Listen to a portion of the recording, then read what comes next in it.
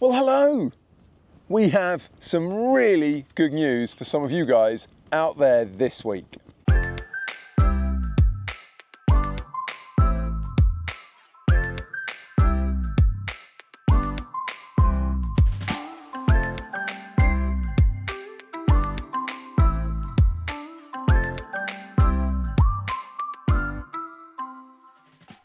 It's been a beautifully slow-paced week. We had a couple of really big days of driving earlier on in the week, which meant we could just chill out for the rest of it, meeting up with friends and exploring further along in this gorgeous part of the world. We met up with Mark White from Amazing Overland and his friend David. It was fantastic to finally meet in person after all the great advice that Mark had given us on the Morocco Overland Facebook group. If you're looking to have a brilliant adventure in Morocco, check out Mark at Amazing Overland. We also convoyed for a couple of days in the Western Sahara with Ashley and Richard from Death to Glory in their beautiful Toyota Tundra. Yeah, not going to lie, I do love BB, but I can definitely see something like that in our futures. So what was that good news that I was talking about? Well, quite simply, for those of you that were worried about the tyre pressures that we were running last week when we were driving through some soft sand, we didn't go near any sand dunes this week. So you don't have to worry about our tyre pressures or the risk of us getting stuck. I know it's nice to know that people care, but a lot of you told us that we didn't have our tyre pressures low enough. But we didn't get stuck. Do you know, in truth, we're just going to reiterate from here on out what we said before. And yeah, if we were in really soft sand, we would definitely go lower.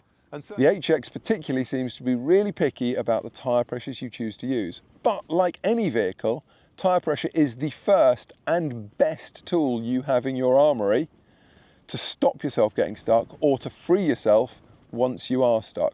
So taking that tyre pressure down expands the contact patch, gives you more traction on the ground, but it's a personal choice how low you go, and you have to weigh it up against a couple of other things. Firstly, what is the terrain you're going into? What are the chances if you go lower that you're going to run a tyre off the rim? Secondly, as you go lower on your tyre pressures, the sidewalls bulge out, and that makes them more susceptible to getting a nick cut or a split from sharp rocks that you might encounter. So find a pressure that gets you through the terrain you need to go through safely and comfortably, but without overly increasing the risk of running a tyre off the rim or splitting your sidewall. You've also got to add it up against who you're travelling with. In our case, we were travelling with another big truck, a 12-ton heavy truck. So if we'd got stuck, we weren't going to get that stuck because there was another truck that could pull us out. So it was a bit of an experiment with our tyre pressures. We wanted to know how low we had to go. We found a level that worked for us in that situation. Now, we are not trying to say that you should go and run the tyre pressures we ran, because it might not work for you in the sand that you're in or in the situation you find yourself in or your vehicle. So go, experiment, have fun. Remember, tyre pressures are crucially important and can make or break you getting through a section of terrain or getting stuck. And also, don't do what we did the first time that we got stuck in soft mud in France several years ago. Make sure you've got a shovel with you and be prepared to dig.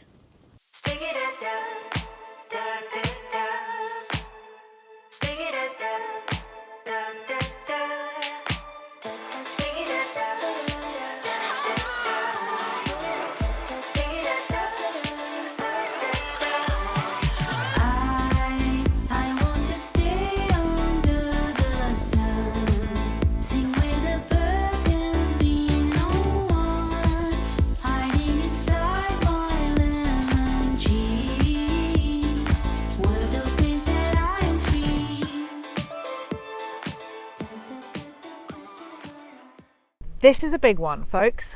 Getting fuel, and cheap fuel. The cheapest yet. At 89 pence per litre, yes, that's 89 pence per litre, you heard that right, for Shell V-Powered Premium. Oh my god!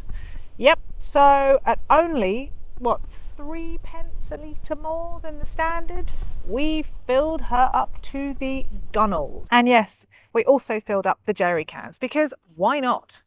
We arrived in Dahkla, which is a fantastic spot for provisioning food, water, and as you can tell from my hair and being sandblasted, it is great for kite surfing as it is windy.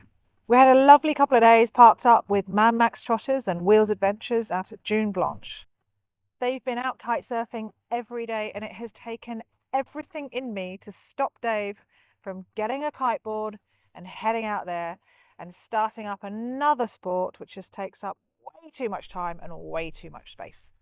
But it does look absolutely epic. Okay, well, you've had the good news. Now for some bad news. For anyone out there like us that's a digital nomad that relies on an internet connection while traveling in foreign countries, Starlink have properly screwed the pooch this week. I'm sure anyone that's on a global plan's had the same email that we've had. They are going to increase the price from £200 a month that was already, let's be honest, a little on the pricey side, to £380 a month. Are they insane? Almost 100% increase in price.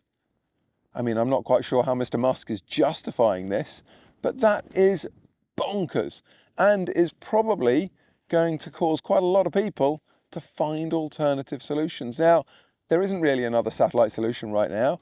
I mean, Mr. Bezos, if you're listening, please throw some satellites up there to compete with Musk. Put competition in place, bring the price back down, because 380 quid a month is going to make a lot of people seriously consider whether they actually continue with Starlink or indeed sign up with Starlink in the first place. I think there's probably a lot of you out there like us that are somewhat spitting teeth about this, I don't know, profiteering, price gouging, I don't know, whatever you want to call it. Fundamentally, not happy. And so that's really it for this week. We have got ourselves to this really lovely spot. I know we said we didn't have to drive through any soft sand. There wasn't. This is all fairly well packed. And we've been here for a couple of days because it's bloody gorgeous. Really beautiful. From here on though, we're not quite sure what we're going to do. I know we said we were going to go down to Mauritania. We may still go down to Mauritania, but we're weighing things up.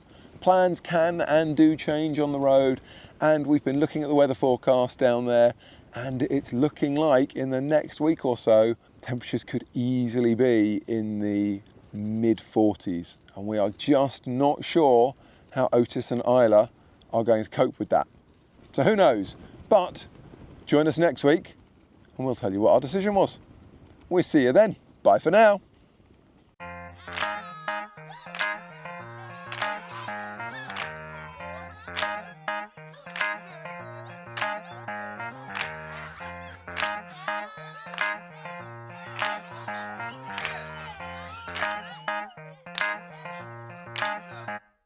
I got nothing in my pocket. I'm a nobody, but you can't stop it. I got music, so I rock it. I got nothing, but I'm something. Nothing in my pocket. I'm a nobody, but you can't stop it. I got music, so I rock it. I got nothing, but I'm something. I got nothing, but I'm something. I got nothing, but I'm something. I got nothing, I got nothing, I got nothing, I got nothing,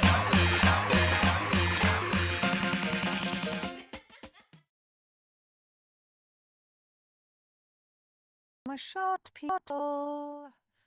Whole June. My fucking